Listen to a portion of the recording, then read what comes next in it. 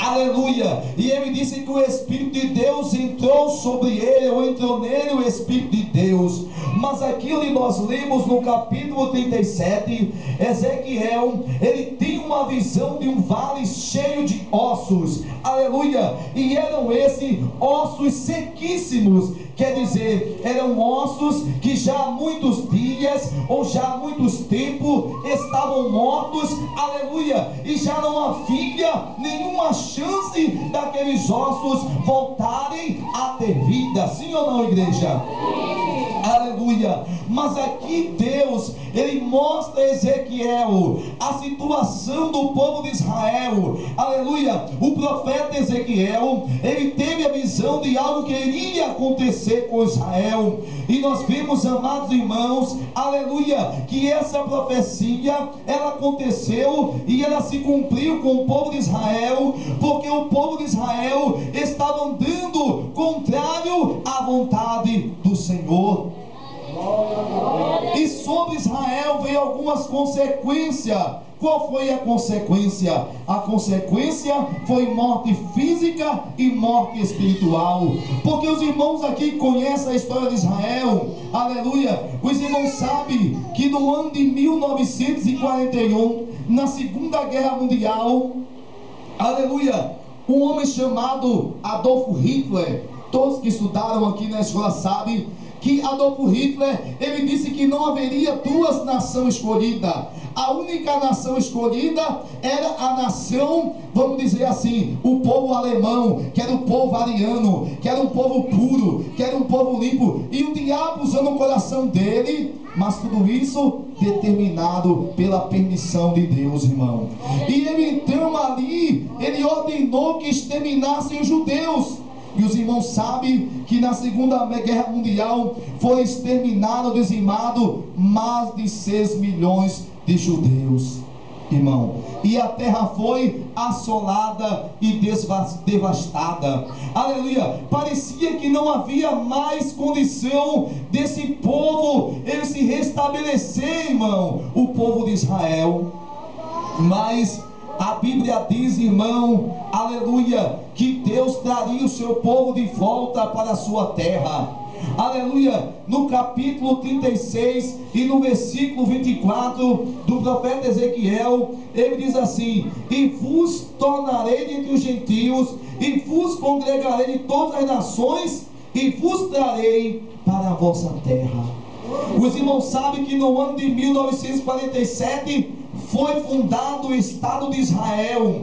Aleluia. O povo todos voltaram de vários países. Aleluia. E aqueles que castigaram Israel, eles foram o que? Castigados, irmão. Aleluia. Porque dizem que morreu mais de 6 milhões de alemães. Foram aqueles que suicidaram e aqueles que perderam a guerra. Aleluia. Que houve intervenção também dos Estados Unidos. Mas o que quero dizer com isso, amados irmãos? Eu quero dizer que Deus permitiu acontecer algo, sabe para quê? Para que o nome dele fosse glorificado.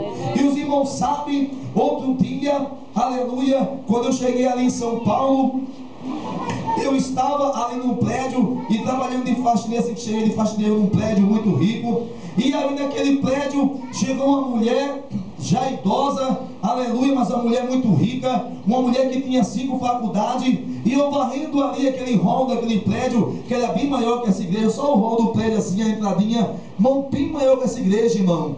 Aí eu ali varrendo, e a mulher chegou, irmão, aleluia, e do nada, ela começou a falar de história, que ela era professora de história, jornalista já aposentada, bem velha ela, uns 70 e tantos anos, e começou a falar ali do povo de Israel, do povo judeu, da Segunda Guerra Mundial, e eu comecei a conversar e debater com ela, e ela disse: como é que pode aquele povo judeu, um povo que não presta, né? Eu digo: não, não é um povo que não presta não. Ela é porque viu que Hitler tentou matar, e mesmo assim não morreu todo. Eles voltaram para a terra, ganharam um pedacinho de terra, porque diz que Israel, da terra prometida, só ficaram com 20%, irmão. Um pedaço que dizem historiadores que é menor do que o estado de Pernambuco. A única parte. E a parte que ele pegou, irmão, disse que o sertão pernambucano ainda chove. Lá é mais seco que o sertão pernambucano, irmão. E mesmo assim, naquele deserto, Israel começou a ter vida. E a mulher disse: como é que pode um povo daquele, numa terra tão seca, eles cavou de petróleo, eles plantou de laranja, eles plantou de limão, o que eles plantam dá? Eu disse: sabe por quê, senhora Maria José? Porque aquele povo é o povo da promessa. Aquele povo é o povo que Deus prometeu a Abraão, os que te abençoarem. E comecei a conversar com a mulher, e a mulher disse: como é que você é faxineiro, menino, e você sabe tanta coisa de história? Ela disse: você é crente, né? Ela correu e se benzeu assim várias vezes. Eu disse: eu sou crente, é. Entendeu, irmão?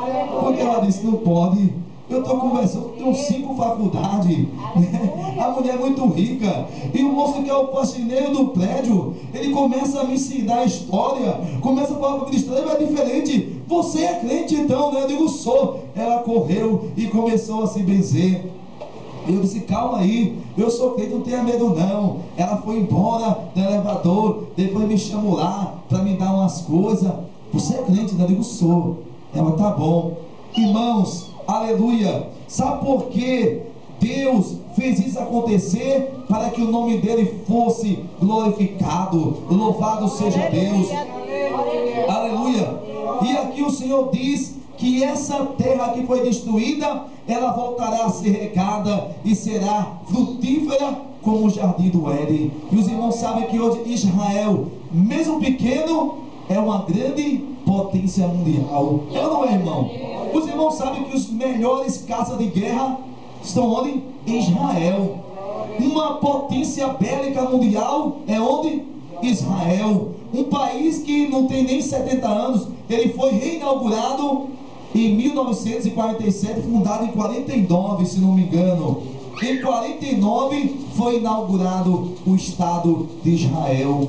Mas veja que Deus abençoou, porque é um povo que tem a promessa de Abraão, é um povo que tem a promessa de Deus. E aqui Deus, ele mostra a situação de Israel, e a situação que Israel, mesmo morto, ele voltaria a ter vida, irmão. Aleluia. Alguns pregadores falam que aqui esse vale de ossos secos, irmão, são as pessoas que estão lá fora. Não é verdade, irmão? E em parte também é, porque quem está lá fora, quem não tem Jesus, ele pode ter o que for, mas ele não tem vida, irmão. Ele não tem vida, porque não tem o Espírito de Deus. Porque aqui com Ezequiel, ele profetizou, mas faltava algo. O Senhor disse: Ezequiel profetiza. E ele profetizou como Deus deu ordem. E diz que enquanto ele profetizava, houve um reboliço, irmão. Quando você profetiza, Deus, ele age por você. Quem pode dar um glória a Deus? Irmão, quando você é chamado por Deus para fazer a obra, para pregar a palavra, não tenha medo, irmão. Não tenha medo, sabe por quê? Ah, mas eu não sei pregar, irmão. Mas vale você falar aqui 15, 20 minutos a palavra de Deus com ousadia, com sinceridade, do que você passar uma hora falando na brobinha besteira, irmão.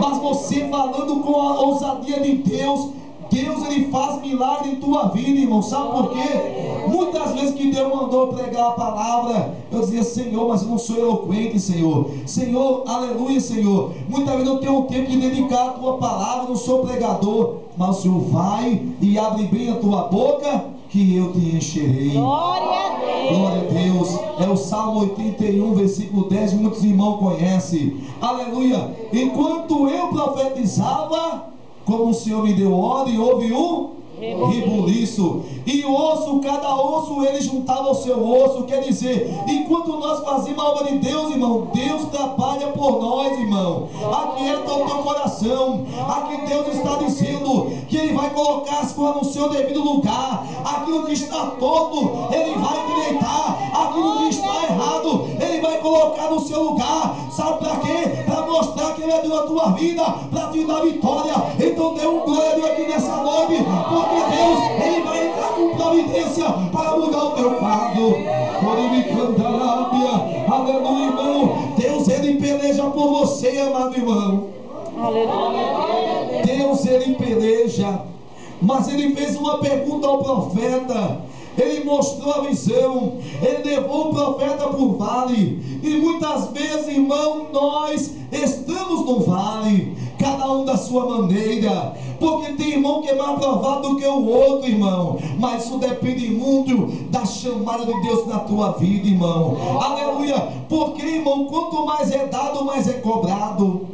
Aleluia. Irmão, e Deus te prova do nada, sabe por quê? Porque é do nada que Deus faz o impossível. Glória a Deus. Porque a Bíblia diz que Abraão creu num Deus. Sabe qual foi o Deus? Que ressuscita os mortos e chama a existência aquilo que não existe.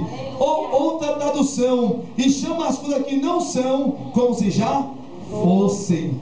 Aleluia. E outro versículo, Romanos 8:28 diz o quê? E sabemos que todas as coisas, elas cooperam, elas contribuem, sabe para quê? Para o teu bem, para o bem daquele que ama a Deus, daquele que é chamado segundo o seu propósito. Irmão, quando eu comecei nessa caminhada, eu não sabia que Deus ia fazer tanta coisa em minha vida, irmão. Aleluia. Já chegou o momento de eu dizer assim: meu Deus, não tem mais condição. Aleluia. Eu acho que Deus só operou no passado. Eu acho que aquilo que eu ouvia só ficou lá para trás. Eu acho que no século 21 Deus não opera. Como é que Deus vai mudar o meu quadro? Como é que Deus vai mudar a minha história? Ah, Senhor, eu acho que eu vou parar. Ah, Senhor, eu acho que eu vou desistir. Aleluia. Eu só vejo luta pegada. Mas o Senhor disse: não temas, porque eu sou contigo. Aleluia. Aleluia. Não temas, irmãos, pedrada. Sabe por quê? Teus inimigos vão ficar envergonhados. Vão ter que ver assim. Sabe o que, irmão? Sabe por que do Salmo 23? Diz assim: o Senhor prepara uma mesa perante mim. Sabe como? Na presença dos meus inimigos. Deus vai preparar banquete para crente aqui, na presença dos seus inimigos, para saber que Deus é Deus na tua vida, e que tu não foi chamado pelo homem não, e que a tua chamada foi de Deus. Quem pode dar um glória a Deus? Aleluia. Isso é um Deus poderoso, irmão. Mas ele disse: profetiza, filho do homem, profetiza.